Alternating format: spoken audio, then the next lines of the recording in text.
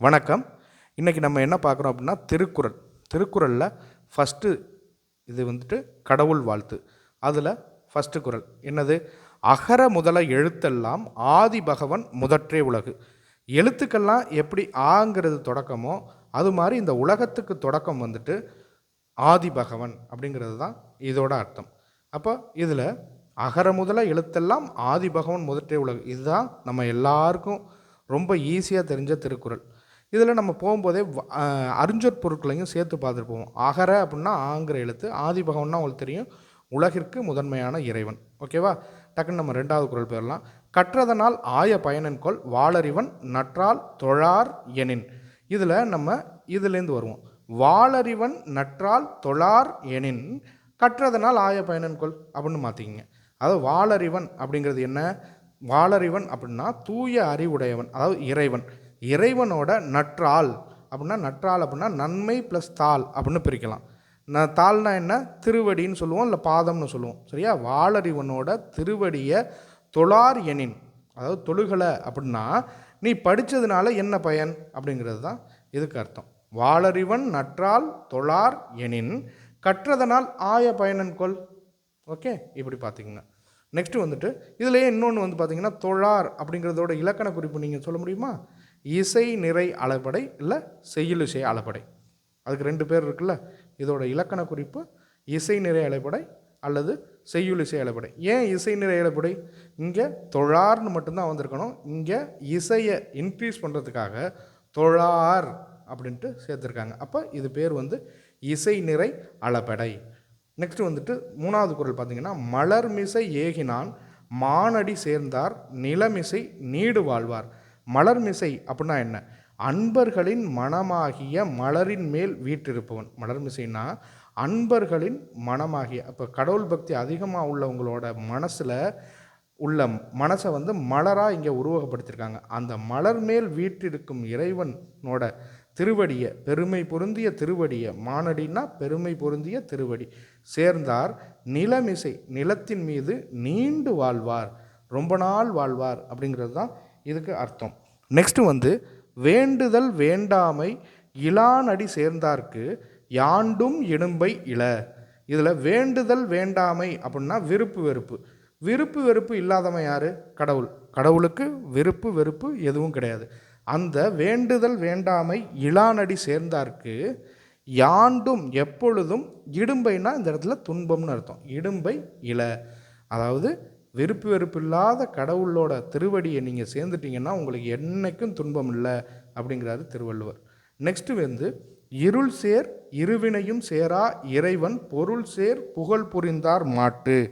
அதாவது என்ன அப்படின்னா, இறைவனின் உண்மையான புகழை விரும்பி போற்றுபவர்களிடம், இறைவனோட உண்மையான புகழை போற்றுபவர்களிடம் அறியாமையினால் வர்ற இருவினை, இருள் சேர்னா இந்த இடத்துல அறியாமையால் வர்ற இருவினை அப்படின்னா நல்வினை தீவினை, ரெண்டு வினை வந்து சேராது.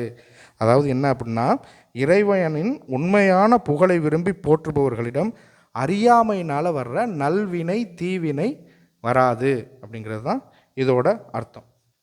நெக்ஸ்ட் வந்து பொறிவாயில் ஐந்தவித்தான் பொய்தீர் ஒழுக்க நெறி நின்றார் நீடு வாழ்வார். அதென்ன பொறிவாயில் ஐந்து? ஐம்பொறின்னு சொல்கிறோம்ல. என்ன ஐம்பொறின்னா? ஐம்பொறின்னா உடல், அதாவது மெய்ன்னு சொல்லுவோம். மெய், வாய், கண், மூக்கு, செவி ஆகிய 5 புலன்களின் ஆசைகளை அடக்கி இறைவனின் நெறியில் நடப்பவர்கள் நிலையான வாழ்வு வாழ்வார்கள். அதாவது அந்த நம்ம ஐம்பொறி அடக்கிறோம், இந்த ஆசைகள் அடக்கிறது தான் நம்ம பொறிவாயில் ஐந்தவித்தான். அவித்தான்னா ஒன்றும் இல்லை, அவித்தான்னா அடக்கியவன் இல்லை வெற்றி பெற்றவன், வென்றவன். அதாவது ஐம்பொறியை அடக்கணும்னா, அடக்கி பொய்தீர் ஒழுக்க நெறி நின்றவர்கள் வந்து நீடு வாழ்வார்கள் அப்படிங்கிறது தான் அர்த்தம். ஐம்பொறியை அடக்கி 5 புலன்களின் ஆசைகளை அடக்கி இறைவனின் நெறியில் நடப்பவர்கள் நிலையான வாழ்வு வாழ்வார்கள் அப்படிங்கிறது தான் இந்த குறளுக்கான அர்த்தம். ஓகேவா? இதில் நீங்கள் பார்க்க வேண்டியது பொறிவாயில் ஐந்துன்னா ஐம்பொறி, அவித்தான் அப்படின்னா அடக்கியவன் அல்லது வென்றவன் அப்படின்னு பொருள். நெக்ஸ்ட் வந்துட்டு தனக்குவமை இல்லாதான் தாழ் சேர்ந்தார்க்கு அல்லால் மனக்கவலை மாற்றம் அரிது. அதாவது தனக்கு ஓமை இல்லாதான் அப்படின்னா யார்? தனக்குன்னு ஓமை இல்லாதவன், அவனை மாதிரி இன்னொருத்தன் கிடையாது. அப்படிங்கிறது யார்? கடவுள் தான். தனக்கு நிகர் இல்லாத இறைவனுடைய திருவடிகளை பற்றி கொண்டார். தாள்னா உங்களுக்கு தெரியும், இங்கே தாள்னா என்னது? திருவடி. திருவடியை பற்றி கொண்டால் ஒழிய மனக்கவலையை மாற்றுவது கடினம். அவரோட திருவடி, உங்களுக்கு மனக்கவலை ஏற்பட்டுச்சுன்னா நீங்கள் திருவடியை பற்றிக்கங்க, கடவுளோட திருவடியை. அதை தவிர உங்களுக்கு வேறு வழி இல்லை அப்படிங்கிறாரு இங்கே திருவள்ளுவர். என்னது?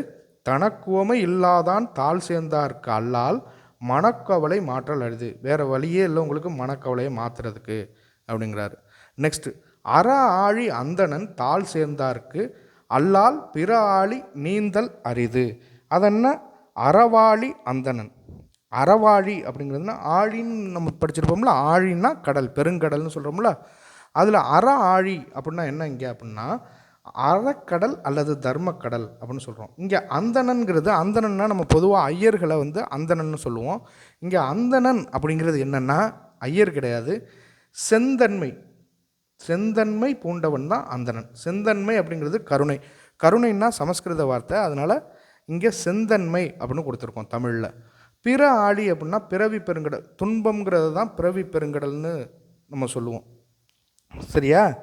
அப்போ அறக்கடலாக விளங்கும் இறைவனின் திருவடிகளை சேர்ந்தவர்களால் மட்டுமே பிற துன்பக்கடல்களை கடக்க முடியும். ரைட்டா?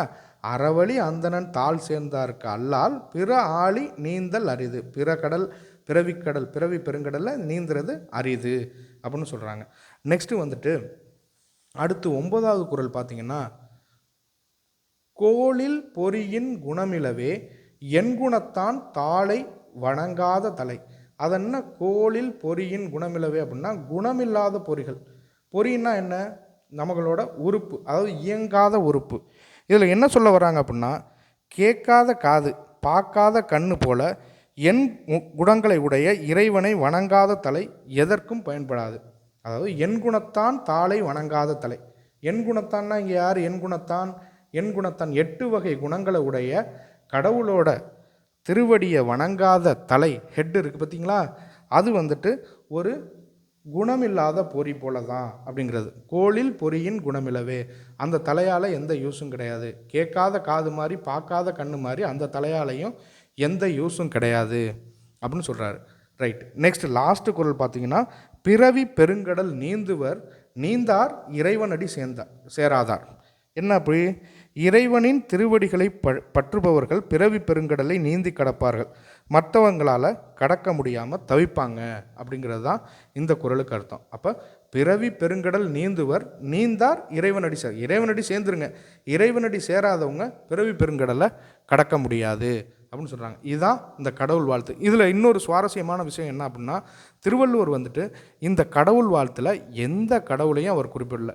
நீங்கள் இந்த கடவுள் வாழ்த்தில் நம் இந்து கடவுள்னு எடுத்துக்கிட்டால் நீங்கள் இந்து கடவுள்னு எடுத்துக்கலாம், அல்லான்னு எடுத்துக்கிட்டால் அல்லான்னு எடுத்துக்கலாம், ஜீசஸ்ன்னு எடுத்துக்கிட்டால் ஜீசஸ்ன்னு எடுத்துக்கலாம், சமணர்கள் அவங்களோட கடவுள் அருக கடவுள் அப்படின்னா அருக கடவுள்னு எடுத்துக்கலாம், புத்தர்னா புத்தர்னு எடுத்துக்கலாம். அவர் குறிப்பிட்டு எந்த கடவுளையும் சொல்லலை. சரியா? ஏன்னா திருக்குறள் வந்து ஒரு மதச்சார்பற்ற நூல். கடவுளை இது பண்ணுங்க, போட்டுருங்க அப்படின்னு மட்டும்தான் சொல்கிறாரு.